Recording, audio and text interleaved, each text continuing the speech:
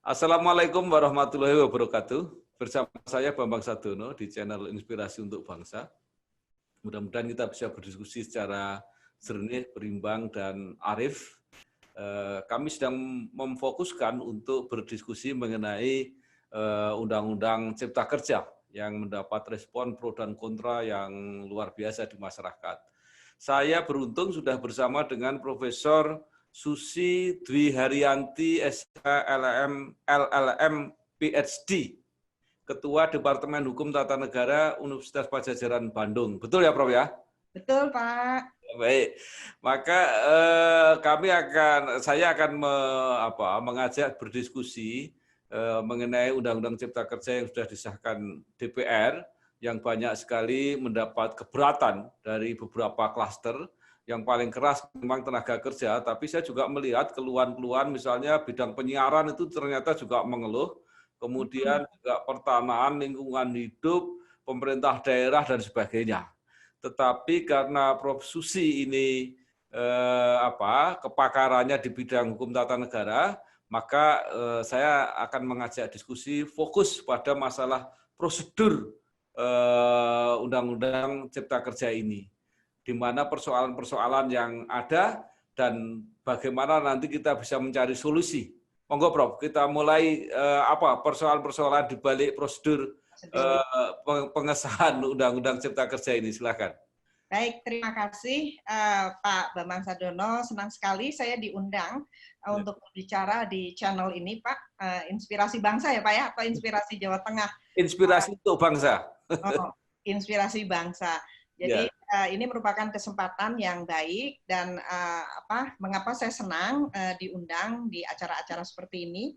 Karena bagi saya ini adalah kesempatan juga yang kesempatan yang dapat digunakan oleh orang-orang seperti saya yang bergerak di dunia pendidikan, juga bergerak di dunia teoritisi, untuk menyampaikan apa yang saya anggap sebagai tanggung jawab kaum intelektual. Jadi pada saat saya diminta mewakili oleh teman-teman untuk membacakan pernyataan, makanya saya mulai terlebih dahulu bahwa forum ini adalah forum untuk memperlihatkan ini adalah tanggung jawab moral kaum akademik atau tanggung jawab moral kaum ilmuwan atau kaum inteligensia. Jadi terima kasih sekali lagi atas kesempatan yang diberikan. Tadi ditanyakan apa sih sebetulnya yang terjadi dengan prosedur pembentukan ini. Saya ingin memulai dengan sebuah kalimat yang acap kali saya sampaikan dimanapun saya diminta untuk berbicara, yaitu bahwa prosedur itu merupakan jantungnya hukum. Procedure is the heart of the law. Mengapa prosedur itu adalah jantungnya hukum? Karena tanpa prosedur, maka katakanlah ada prosedur legislatif. Tanpa prosedur legislatif, maka pembentuk undang-undang tidak dapat melaksanakan fungsi untuk membentuk undang-undangnya itu dengan baik. Jadi semuanya itu selalu dimulai dengan prosedur. Sekarang kalau kita bicara di luar ya, di luar pembentukan undang-undang, pentingnya prosedur. Kalau hak kita dilanggar, kemudian kita akan menggugat pelanggaran hak tersebut, kita menggugat ke pengadilan. Apa yang harus kita lakukan? Harus prosedur terlebih dahulu. Oleh karena itu, prosedur itu adalah jantungnya undang-undang.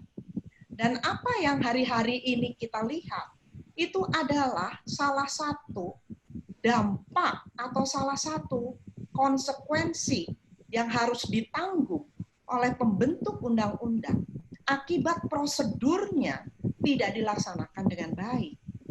Kalau kita kembali kepada pembentukan undang-undang, Undang-Undang Dasar 1945 itu mengatur secara sumir ketentuan pembentukan, prosedur pembentukan undang-undang. Hanya ada pada pasal 5 ayat 1 yang mengatakan bahwa Presiden berhak mengajukan rancangan undang-undang.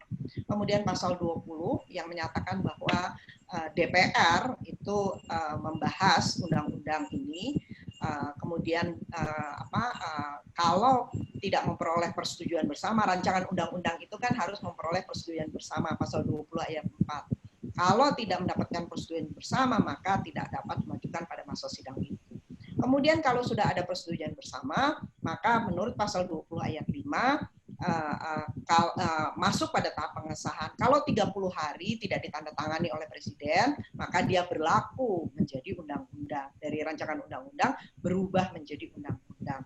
Dan pasal 22D yang berkaitan dengan keikutsertaan DPD, tapi itu pun sangat terbatas. Nah, hanya itu. Sebelum berlanjut mengenai prosedur ini kan juga jadi Jadi otoritas MK. Jadi selain substansi, kalau prosedurnya nggak benar, bisa dibatalkan kan undang-undang itu. Betul. Karena makanya yang saya katakan, kalau prosedurnya ini tidak benar, maka mekanismenya itu adalah pengujian formil. Jadi ada pengujian itu, ada pengujian material, ada pengujian formil, ya kan? Nah, pengujian yang berkaitan dengan prosedur ini adalah pengujian formil. Kalau misalkan prosedurnya itu tidak terpenuhi dengan baik, maka bukan dibatalkan, tapi batal demi hukum. Demi hukum, ya. Ini persoalan yang sangat serius ini. Persoalan prosedur ini. Makanya dari teori hukum itu, kalau sesuatu itu tidak sesuai dengan prosedur, maka akibat hukumnya itu adalah batal demi hukum. Oleh karena itu, jangan bermain-main dengan prosedur. Di dalam negara hukum yang demokratis, prinsip negara hukum yang kalau di luar itu dikenal dengan due process of law, itu terdiri dari substantif due process of law dan procedural due process of law. Jadi substansinya itu juga harus sesuai dengan paham negara hukum, prosedurnya itu juga harus sesuai dengan paham negara hukum. Atau dengan kata lain, tujuan itu tidak boleh menghalalkan segala cara. Jadi the end not justifies the means gitu. Makanya prosedurnya itu harus bagus. Jadi bisa nggak secara ringkas gitu diberi gambaran kira-kira prosedur apa saja yang bermasalah di dalam Undang-Undang Cipta Kerja? Baik, sekarang saya masuk ini apa masalahnya dengan pembentukan undang-undang ini. Kalau kita berangkat dari Undang-Undang Nomor 12 Tahun 2011, Jungto Undang-Undang Nomor 15 Tahun 2019, kan karena peraturan sumir yang ada di dalam Undang-Undang Dasar, kemudian di pelaksanaannya itu ada di dalam Undang-Undang 12 2011. Di situ dikatakan bahwa pembentukan peraturan perundang-undangan itu mulai dari perencanaan, kemudian perancangan, kemudian pembahasan, pengesahan sampai dengan pengundangan. Kemudian diatur juga asas-asas pembentukan dan asas materi muatan. Salah satu asas pembentukan yang terpenting itu adalah asas partisipasi publik. Dan partisipasi publik itu tidak boleh hanya diartikan partisipasi publik pada saat terjadinya pembahasan. Justru dari tahap perencanaan itu sudah harus ada partisipasi publik. Nah, masuk di dalamnya tahap perancangan. Kita semua tahu bahwa rancangan Undang-Undang Cipta Kerja ini berasal dari inisiatif pemerintah. Dan yang menjadi leading sektornya itu adalah kantor Kementerian Perekonomian. Nah, perancangannya di situ semua. Tetapi pada saat perancangan itu dilakukan, publik kan nggak tahu secara luas apa saja sih yang akan dimasukkan, pasalnya, undang-undang yang akan diubah apa saja, bagaimana bunyi normanya, bagaimana secara sistematis itu akan bertentangan tidak dengan undang-undang yang mau dicabut, dan lain sebagainya. Nah, jadi pada saat tahap perancangan, partisipasi publik juga sangat minim. Publik baru bisa mengakses rancangan undang-undang itu pada saat Pak Presiden memberikan ke DPR pada bulan Februari. Nah, begitu rancangan undang-undang itu diberikan, maka muncullah kemudian rame di masyarakat karena baru pada saat itu rancangan undang-undang itu baru dapat diakses. Nah, dan komentarnya dari aspek prosedur, kemudian juga dari aspek materi muatannya. Setelah rame, khususnya untuk ketenaga kerjaan, akhirnya dipending dulu kan, dibahas klaster yang lain. Tapi kan dibahas klaster yang lain bukan berarti klaster yang lain itu nggak punya masalah. Tapi kan tetap ada masalah, sebagaimana tadi disampaikan oleh Pak Bambang. Masyarakat di pemerhati lingkungan bereaksi, pemerintah daerah bereaksi, dan lain sebagainya. Nah, jadi yang dipending itu baru klaster ketenagakerjaan. Kemudian pemerintah mengundang masyarakat untuk memberikan masukan. Nah, tetapi kan kita nggak tahu kalau di bidang-bidang yang lain, apakah hanya dari ketenagakerjaan saja. Nah, kemudian yang masih berkaitan dengan prosedur itu adalah ketika Pak Presiden memberikan kepada DPR, Pak Presiden mengatakan, dan ini dapat diakses loh, dapat dilihat di berbagai media. Beliau mengatakan bahwa saya akan acung 2 jempol gitu kalau DPR dapat menyelesaikan dalam jangka waktu 100 hari. Nah, sebagai teoritisi, maka saya bertanya gitu, mengapa kemudian seakan-akan speed up the process, prosesnya itu dipercepat. Padahal kita tahu ada 11 klaster di dalamnya. Dan klaster-klaster tersebut berasal dari rezim hukum yang berbeda-beda. Ada rezim hukum publik, ada rezim hukum yang lebih cenderung ke rezim hukum privat, misalkan. Persoalan investasi itu kan lebih dekat condong ke rezim hukum privat, hukum keperdataan. Sementara rezim hukum perizinan, rezim hukum pemerintahan daerah, kemudian rezim hukum pertanahan, mungkin pertanahan itu ada yang aspek-aspek publiknya dan ada juga yang aspek-aspek privatnya. Nah, ini kan berasal dari rezim hukum yang berbeda. Secara teori, karakter dari hukum publik dan hukum privat itu berbeda. Termasuk nanti cara menegakkannya itu berbeda. Nah, hal-hal yang berkaitan dengan teori-teori semacam ini itu dipahami atau tidak oleh pembentuknya. Saya paham bahwa ketika perancangan itu adalah pasti akademisi-akademisi yang dilibatkan. Tapi kan persoalannya ketika akademisi-akademisi ini memberikan pandangannya, mungkin ya, maka dapat diterima tidak pandangan-pandangan ilmiah ini. Padahal ada satu kata-kata yang bijak menurut saya yang mengatakan bahwa pembentukan undang-undang itu haruslah pace-nya itu sesuai dengan progres dari ilmu pengetahuan. Jadi sesuai pace-nya itu nggak boleh kalau di dalam pembentukan undang-undang kemudian kalau misalkan kalangan akademisi mengingatkan, itu kan sekedar teori aja, ini kan praktek. Loh, nggak boleh.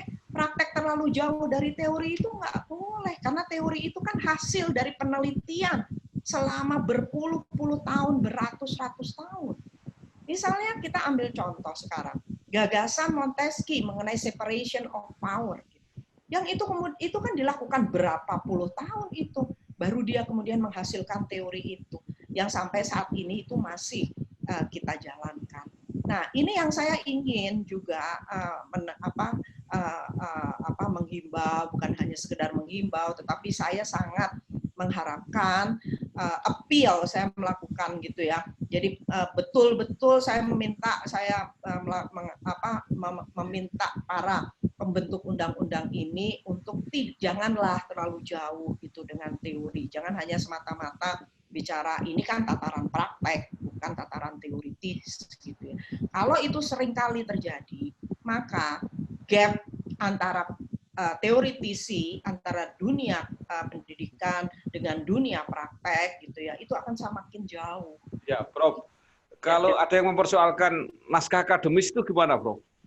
Ya, nah sekarang masuk ke naskah akademik.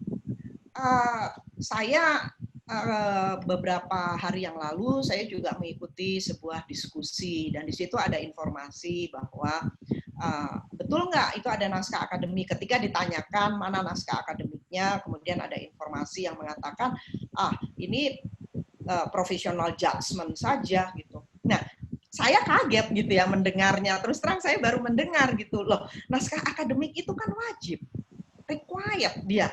Dia merupakan wajib itu, syarat wajib untuk sebuah undang-undang.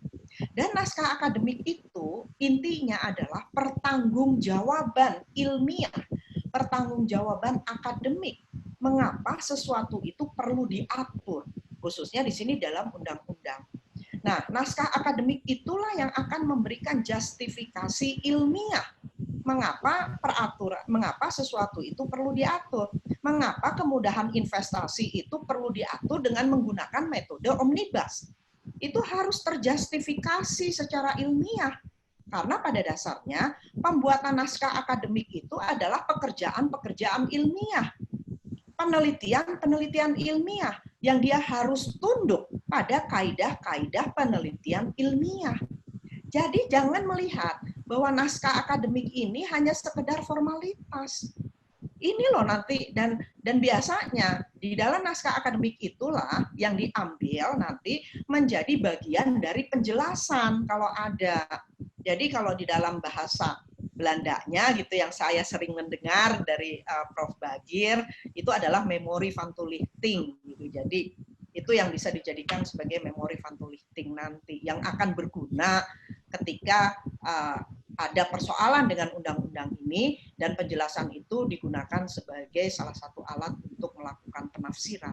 Ya, Prof. Susi, apalagi yang kira-kira serius dari sudut prosedur ini? Ya, saya pikir yang serius dari sudut prosedur itu intinya tadi, dan dari sudut prosedur mengapa partisipasi publik itu menjadi penting karena dia pada dasarnya merupakan kontrol. Jadi kontrol dari masyarakat. Dan di dalam salah satu buku yang pernah saya baca gitu ya, salah satu tugas dari Badan Perwakilan Rakyat itu adalah memberikan informasi yang penting dan tepat kepada publik. Jadi itu adalah tugas dari Badan Perwakilan. Dia memberikan informasi yang penting dan tepat kepada masyarakat. Dan dia memberikan kesempatan kepada masyarakat untuk melaksanakan kontrol. Dan Pak Bambang, saya ingin mengatakan dari perspektif hak asasi manusia gitu ya, bahwa keikutsertaan itu merupakan salah satu bentuk menurut saya gitu ya, selain itu dilihat dari aspek demokrasi, tapi dari perspektif hak asasi itu dikenal ada dua jenis, yaitu hak-hak yang bersifat substantif atau hak-hak substantif dan hak-hak prosedural. Nah, hak-hak prosedural ini terdiri dari hak untuk didengar, the right to be heard. Jadi ketika masyarakat itu menyampaikan aspirasi, menyampaikan protes, dan lain sebagainya, kemudian dia juga memberikan pendapat kepada Badan Perwakilan mengenai sesuatu, itu adalah bagian dari hak yang dia miliki, yaitu hak untuk didengar. Setelah selesai dengan hak untuk didengar, maka turunannya adalah the right to be considered, bahwa apa yang disampaikan itu patut untuk dipertimbangkan. Gitu loh. Ya, Prof. Kemudian sekarang kan sudah terlanjur seperti ini dan pemerintah menyarankan kalau masih nggak puas silahkan JR, ya, judicial review di Mahkamah Konstitusi. Tapi kan publik masih tetap aja, kalau bisa jangan ke MK dulu. Kalau bisa Presiden tetapkan Perpu. Ini beberapa pemerintah daerah kan mengusulkan begitu. Mungkin nggak itu dilakukan misalnya? Secara normatif tersedia mekanisme konstitusi. Ada mekanisme konstitusi untuk menyelesaikan ini. Yang pertama adalah yang tadi disampaikan oleh Pak Bambang, yaitu melalui pasal 22 mengeluarkan Perpu. Nah, mengeluarkan Perpu ini kan sangat tergantung pada terpenuhi atau tidak hal ihwal kegentingan yang memaksa. Dan itu merupakan penilaian subjektif Presiden, bahwa kegentingan yang memaksa itu sudah terpenuhi, kemudian yang akan mengakibatkan Presiden mengeluarkan Perpu. Nah, sekarang adalah demo-demo yang terjadi di mana-mana. Eskalasinya itu kalau kita lihat ada meningkat gitu. Kemudian para gubernur, ini nggak pernah loh terjadi, saya melihat gitu ya. Bagaimana para kepala daerah itu kemudian menyampaikan surat kepada Presiden untuk minta dikeluarkan Perpu. Ini merupakan satu fenomena yang luar biasa menurut saya. Saya tidak mau kemudian dikejar dengan motif. Pasti kepala daerah itu punya motivasi dan lain. Saya nggak mau bahas itu. Ya, karena saya hanya ingin melihat bahwa gubernur, kepala daerah itu sudah mengambil satu satu tindakan gitu ya untuk merespon demo-demo yang ada di wilayahnya. Nah, ini merupakan satu hal yang luar biasa. Kemudian juga para akademisi sudah mengeluarkan penolakan. Nah, ini tinggal sekarang berpulang kepada Presiden. Apakah menurut Presiden ini sudah terjadi kegentingan yang memaksa atau tidak? Gitu. Nah, itu adalah mekanisme yang pertama. Dan kalaupun Presiden akan mengeluarkan Perpu, saya lebih condong pada mengeluarkan Perpu itu untuk membatalkan, bukan menunda berlakunya. Jadi ini berbeda, karena ada Perpu, dulu pernah ketika Undang-Undang Lalu Lintas dan Jalan Raya, kan pernah tahun 1992, masyarakat itu juga menolak luar biasa. Tapi Presiden mengeluarkan Perpu, alasan dia menunda. Ya, menunda Undang-Undang Lalu Lintas dan Jalan Raya. Kita bisa pahami dalam konteks itu, hanya menunda dia. Jadi sekitar setahun atau 2 tahun gitu, sampai dengan infrastrukturnya memadai untuk melaksanakan undang-undang itu. Nah, persoalan berbeda, konteks berbeda ini dengan Undang-Undang Cipta Kerja. Kalau kemudian dikeluarkan Perpu gitu ya, dikeluarkan Perpu menunda, apakah ini bisa menyelesaikan persoalan? Karena apa? Karena undang-undang ini menurut saya itu ada persoalan paradigmatik. Buruh itu merasa bahwa haknya, kalau berkaitan sama hak, ini sudah persoalan paradigmatik. Persoalan yang sangat mendasar. Jadi kalau sebuah undang-undang, kalau yang undang-undang lalu lintas jalan raya tadi, kita berkaitan dengan infrastruktur yang belum siap, gitu ya. Tetapi kalau undang-undang ini banyak sekali berkaitan dengan hak-hak yang bersifat mendasar. Ya. Kalau kita lihat ya, dari jadi Prof, kalau tadi seandainya Presiden mengeluarkan Perpu, alternatifnya bisa Perpu menunda, bisa Perpu membatalkan, ya. Jadi Prof lebih dulu ke Perpu membatalkan. Seandainya ini tidak, tapi nanti tetap JR ke Mahkamah Konstitusi, ada yang JR mengenai substansi, pasti pihak-pihak itu. Nah, pertanyaan saya ini terakhir, siapa kira-kira yang mau JR untuk prosedur? Saya pikir ketika nanti ada pemohon-pemohon, saya pikir mungkin saja Pak, ada yang JR untuk materi, ada yang JR untuk prosedur. Tetapi ada kemungkinan JR-nya dua-duanya langsung, materi dan formil. Jadi uji materi dan uji formil di dalam satu permohonan.